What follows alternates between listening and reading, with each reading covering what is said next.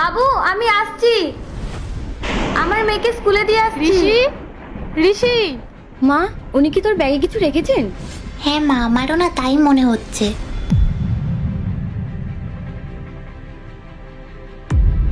এতগুলো টাকা?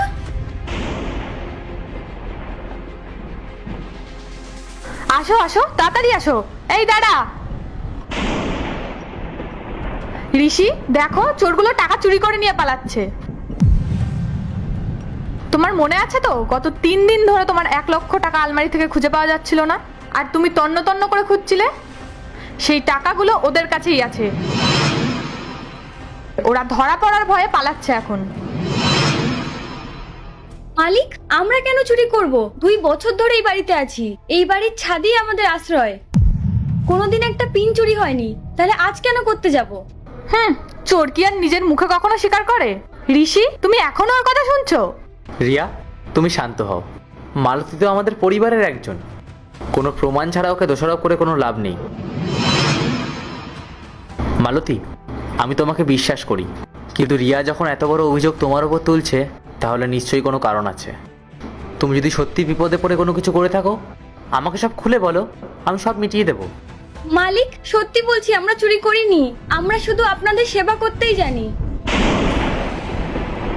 আমার মেয়ে স্কুলের ফিস, খাবার সব তো আপনারাই দিচ্ছেন, আমাদের চুরি করার কোনো প্রয়োজন নেই। দেখো ঋষি, তুমি এই নাটকের জালে ফেসো না। এরা খুব ভালো মতো জানে নাটক করতে। আমি বলছি শোনো, তুমি ওর মেয়ের ব্যাগটা এক্ষুনি চেক করো, সব টাকা পেয়ে যাবে। মালিক, আমি ব্যাগ চেক করাবো না, কারণ এখানে ব্যাপারটা চুরির নয়, সততার। আমি কোনোভাবেই আমার মেয়ের ব্যাগ চেক করাবো না, তাতে যা হওয়ার হোক। দেখলে তো, আমি আগেই বলেছিলাম ও কোনো দিনও স্বীকার করবে না ওর নিজের ভুলটা, যে ও চুরি করেছে। এখন যখন ওর ব্যাগ চেক করার কথা এলো, ও পরিষ্কার মানা করে দিল। যদি ও চুরি নাই করে থাকে, তাহলে কেন ওর মেয়ের ব্যাগ চেক করাচ্ছে না? রিয়া, তুমি থামো। আর মালতী, তুমি যদি সত্যিই নির্দোষ হও, তাহলে ব্যাগ চেক করতে তোমার সমস্যা কোথায়?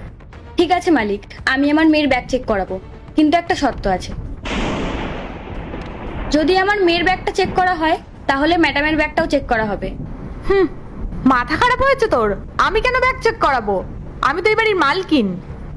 আরে ঋষি, তুমি এসব শোনার পরেও চুপ করে আছো? কাজের লোক আমার ব্যাগ চেক করার কথা বলছে, আর তুমি কিছুই বলছো না। মালতী, রিয়া কেন নিজের বাড়িতে চুরি করবে? তবে তুমি যখন এত বড় কথা বললে, তবে তাই হোক। আমি কথা দিচ্ছি, যদি তোমার মেয়ের ব্যাগে টাকা না থাকে, তবে ওর ব্যাগও চেক হবে। দে ব্যাগটা।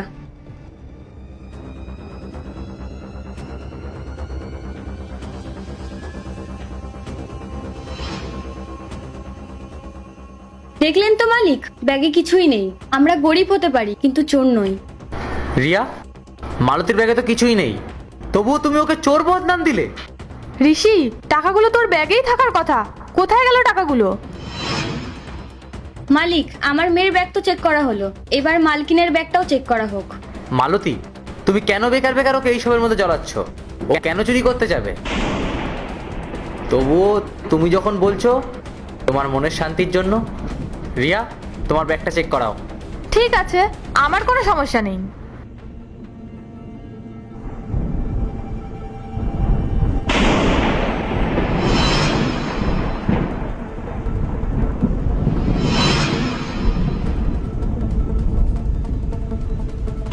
কি হলো মালকিন, এটাই আপনার 1 লক্ষ টাকাটা না,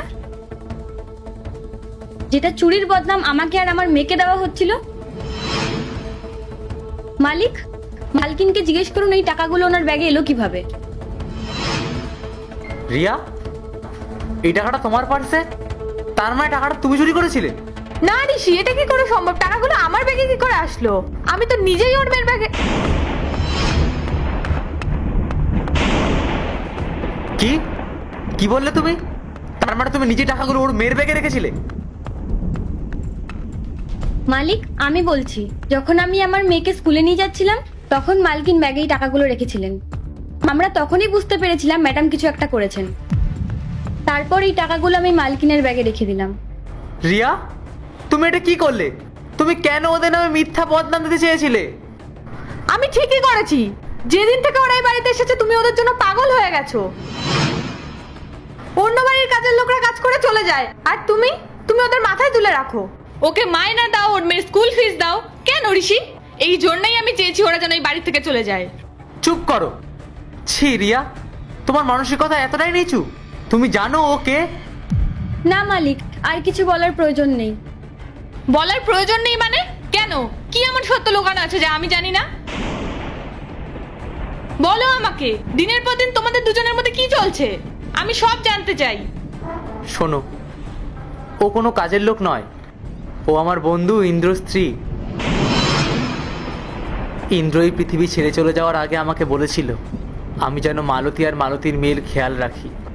ওর সম্মান বাঁচাতে আমি ওর ছদ্মনামে ওকে এই বাড়িতে এনেছিলাম, যাতে ওনার মেয়ের পড়াশোনা আর কেরিয়ারটা ঠিকঠাক থাকে। আমি চেয়েছিলাম ওরা আবার নতুন করে জীবন শুরু করুক।